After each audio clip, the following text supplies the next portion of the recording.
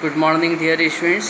हम लोग 10th class UP board Hindi medium subject science में जो टॉपिक आज पढ़ने जा रहे हैं वो है पाचक ग्रंथियाँ। ठीक है, पाचक ग्रंथियाँ कौन सी ग्रंथियाँ कहलाती हैं? देखिए, भोजन को के पाचन में सहायक ग्रंथियों को पाचक ग्रंथियाँ कहते हैं। ठीक है, कौन सी ग्रंथियाँ पाचक ग्रंथियाँ कहलाती हैं? वे ग्रंथियाँ जो कि भोजन के पाचन में सहायता प्रदान करती हैं पाचक ग्रंथियाँ कहलाती हैं। प्रमुख पाचक ग्रंथियाँ निम्नलिखित हैं। फर्स्ट इज लार ग्रंथि, सैलिवरी ग्रंथि, सैलिवरी ग्लैंड। मनुष्य की मुख गुहा में 3 जोड़ी लार ग्रंथियाँ पाई जाती हैं जिनमें स्रावित होने वाले रस को लार कहते हैं। ये 3 ग्रंथियाँ पैरोडिट या कर्णमूल, पैरोडिट, अधोहनु, सब मैक्सिलरी, अधोजिह्वा ग्रंथि, सबलिंगुअल ग्लैंड। ठीक है, नेक्स्ट इज यकृत, लीवर। यकृत मानव शरीर की सबसे बड़ी ग्रंथि है। ठीक है, इसमें क्वेश्चन यहाँ डेवलप हुआ, मानव शरीर में पाई जाने वाली सबसे बड़ी ग्रंथि कौन सी है? तो उसका आंसर क्या होगा? यकृत मानव शरीर की सबसे बड़ी ग्रंथि है। यह मनुष्य की उदर गुहा में डायफ्राम के नीचे दाईं ओर स्थित होती है। ये क्वेश्चन बना, यकृत मनुष्य के शरीर में कहाँ स्थित होती है? तो उसका आंसर हुआ, यह मनुष्य की उदर गुहा में डायफ्राम से नीचे दाईं ओर स्थित होती है। एक क्वेश्चन और बनता है कि यकृत मनुष्य की उदर गुहा में किस ओर स्थित होती है? तो इसका आंसर आएगा, यकृत मनुष्य की उदर गुहा में दाईं ओर स्थित होती है। इसका वजन लगभग 1.5 किलोग्राम होता है। यकृत का वजन कितना होता है? It is a new question. यकृत का वज़न कितना होता है? तो इसका आंसर होगा, यकृत का वज़न लगभग 1.5 किलोग्राम होता है। यकृत की लंबाई तथा चौड़ाई क्या होती है? यकृत की लंबाई 15 सेंटीमीटर से 22 सेंटीमीटर होती है तथा यह कत्थई रंग का होता है। यकृत 2 पिंडों से मिलकर बना हुआ होता है। दायां पिंड, राइट लोब। यकृत का दायां पिंड बाएं पिंड से थोड़ा बड़ा होता है। यह पुनः 3 पिंडों में विभक्त होता है। प्रॉपर लोब,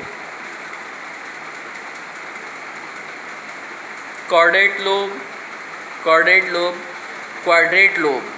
ठीक है, लगभग 10 से 15 सेंटीमीटर लंबी नाशपाती के आकार की पित्ताशय ग्रंथि, गॉल ब्लैडर, यकृत की सतह पर होती है। पित्ताशय यकृत में उपस्थित पित्त कोशिकाओं द्वारा बने रस को एकत्रित करता है।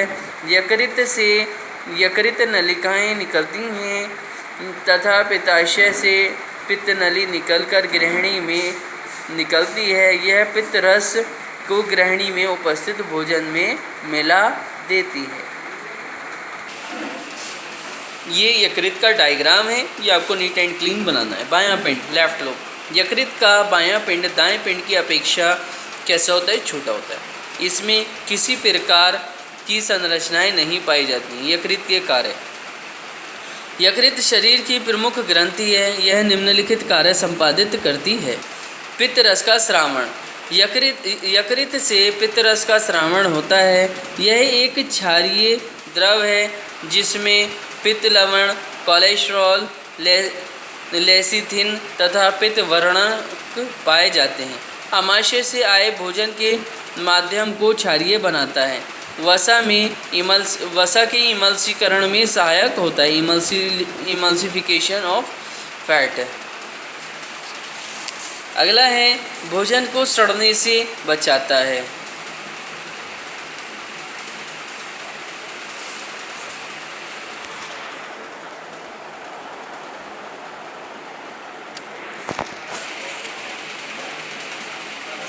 भोजन को सड़ने से बचाता है। भोजन के साथ आए हानिकारक जीवाणुओं को नष्ट करता है। ठीक है, नेक्स्ट इज पित्त वर्णक, बिलीवर्ड, बिलीवरूबन, हीमोग्लोबिन के विखंडन में बने एवं पित्त रस, लवण, बाइल साल्ट्स आदि उत्सर्जी पदार्थों को पित्त रस के माध्यम से आहार नाल में पहुंचाता है, जहां ये मल के साथ त्याग दिए जाते हैं।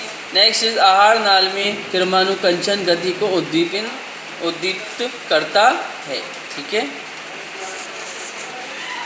अगला है ग्लाइकोजन के रूप में ग्लूकोज का संचय। स्वांगीकरण के समय जब रुधिर में ग्लूकोज की मात्रा अधिक होती है तो यकृत कोशिकाएं ग्लूकोज के ग्लाइकोजन में बदलकर इकट्ठा कर देती हैं। इस क्रिया को ग्लाइकोजेनेसिस कहते हैं। Glucose to glycogen. Okay, next point is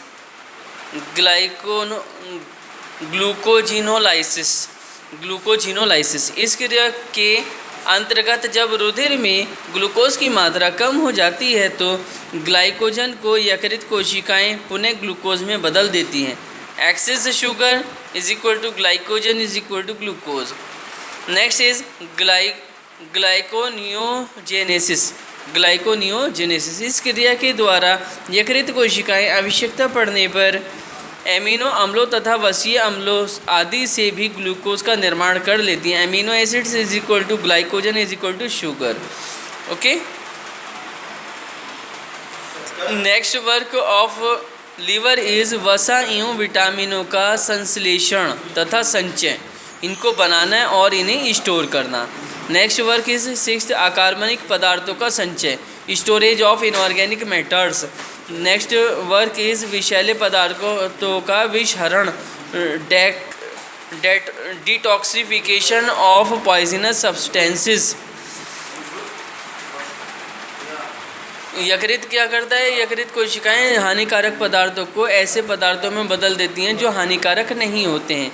urea का संश्लेषण, रुधिर अणुओं का निर्माण तथा विखंडन, मतलब इनका बनाना और तोड़ना। प्रोटीन का निर्माण, हिपैरिन का स्रावण। हिपैरिन क्या चीज़ है? यह रुधिर में रक्त वाहिनियों में जमने नहीं देती है, रुधिर को रक्त वाहिनियों के अंदर जमने नहीं देती है, हिपैरिन। ओके, अगले क्लास में हमारा जो टॉपिक होगा वो है अग्नाशय ग्रंथि। ओके, आप इस वर्क को बहुत अच्छी तरीके से नोट कीजिएगा और लर्न कर लीजिएगा। ठीक है, थैंक यू वेरी मच।